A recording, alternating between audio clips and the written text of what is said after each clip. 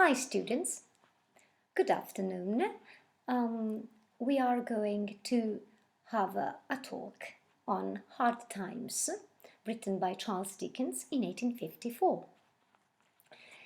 Dickens' flair for expressing matters of common concern in their own style is shown by his choice of this title. Hard Times stands out in that it was the phrase which came most naturally when weariness or hardship had to be voiced to the people with whom the novel is concerned, the men, the women and the children whose lives were being transformed by the Industrial Revolution. It is a common word which was frequent in folk songs, especially between 1820 and 1865, but not in pamphlet, speeches or papers, however they were popular or radical. Hard times usually meant a period when scanty food and low wages or unemployment bore a particular hardship on people. The adaptness of Dickens' judgment lay in his seizing on the popular phrase and using it for a novel which is about a kind of bondage to routine and calculation, so integral to the culture of industrial societies that much of it is still with us. His novels, in general, are saturated in the habits, social forms and events of his own age. They are, we can say, strictly Victorians. And Dickens himself was notable for not drawing much on the art literature that came before him. In fact, he was a journalist. Then he brusquely modernizes the novel. In fact, his novels deal with the new life, a life dominated by the industrial system. And the historical image of this period, the breakneck growth of the railways, the congested towns and great oblong mills swarming across landscapes, is so familiar that we can't pretend to keep it out of our minds as we read Hard Times. In Hard Times, Dickens was striving to articulate the parts of a civilization with a minimum of flights down fanciful byways, and with an insistence on the typical or even the average which suited the industrial and mass aspects of that age. It was the age in which cities, like the original of Coketown, multiplied by 3 within a lifetime, and Britain changed over from a rural to an urban civilization inside 2 generations.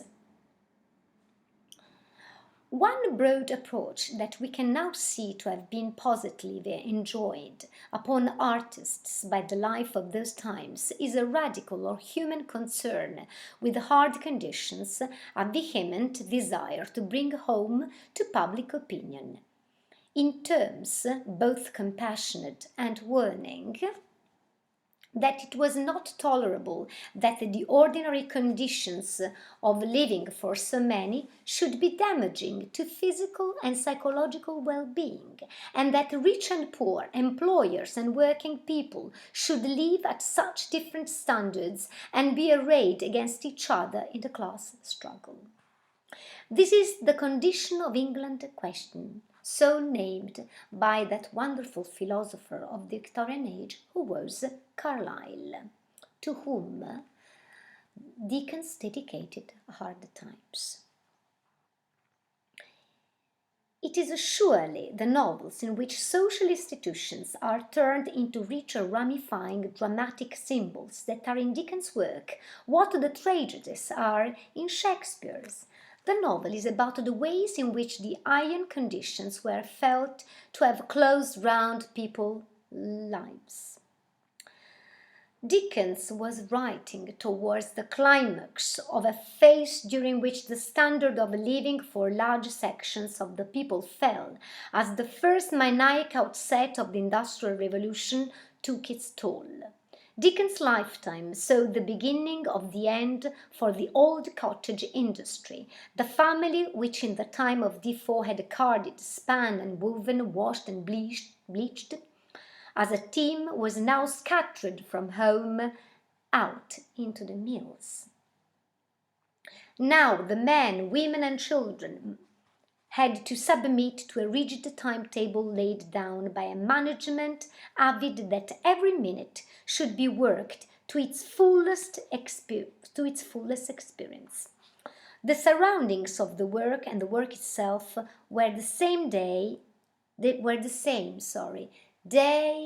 in day out. Now each person was likely to work at one job only, and his sole means of livelihood was the sale of his power to work at that job. In hard times, the rigid system that cages people in is located squarely, or also is rather seen to consist of the mill town itself, especially in that passage from chapter 5 that sets the keynote and fixes the image of the dominant scene. The passage quotes, "It was a town of red brick, or of brick that would have been red if the smoke and ashes had allowed it.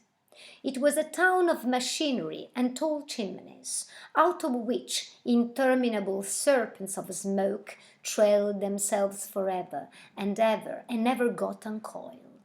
It had a black canal in it, and a river that ran purple with ill-smelling dye, and where the piston of the steam engine worked monotonously, up and down. It contained several large streets, all very like one another, and many small streets still more like one another, inhabited by people equally like one another, who all went in and out at the same hours."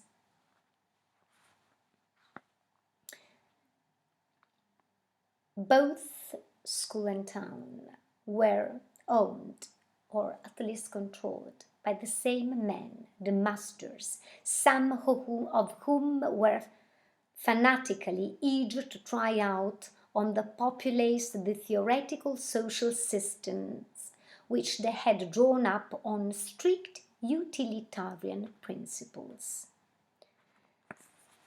The trouble with the utilitarian economists and commissioners of facts satirized by Dickens is not so much their basic aims as the detailed arrangements they thought necessary to achieve them.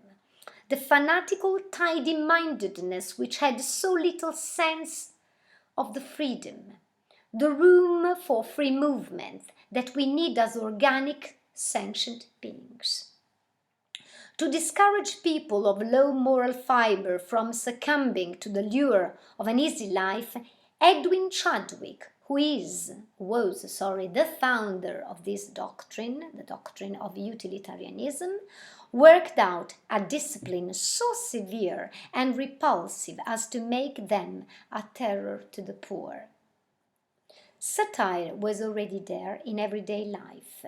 There were the closest links between heartless schooling and worse than heartless factory discipline. One of the worst sides of the early factories were the hours and conditions of work for very young people.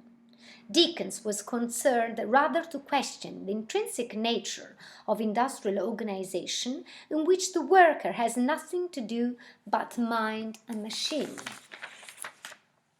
with no variety of work of psychological outlet in the form of some say in the running of the concern.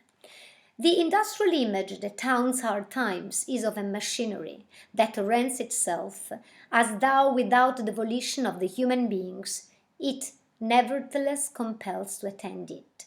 Time went on in Coketown like its own machinery, Dickens writes. So much material wrought up, so much fuel consumed, so many powers worn out, so much money made. The complement to the machines are the workers. But who are the workers? Whole humans reduced to hands. The novel works by creating motifs and personae distinguished by a few bold, vivid and repeated traits.